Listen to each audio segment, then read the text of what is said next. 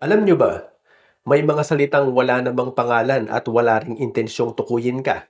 Pero bakit parang ikaw ang tinamaan? May paliwanag diyan ang psychology. Tinatawag itong self-reference.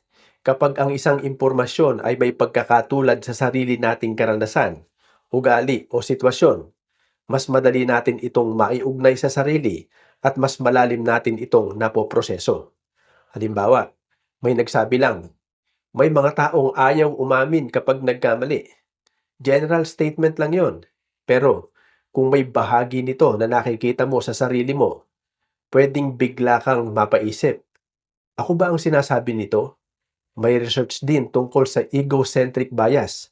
May tendency tayong makita ang sarili bilang posibleng target ng kilos o sinabi ng ibang tao, kahit mas kaunti ang ebidensya kaysa sa iniisip natin.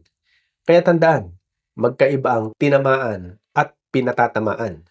Ang pinatamaan may intensyong tukuyin, pero ang tinamaan, minsan, sarili lang nating karanasan ang naglagay ng pangalan natin sa isang mensaheng wala namang pangalan. Kaya, kapag tinamaan ka, bago magalit, baka mas magandang itanong, bakit kaya ako tinamaan?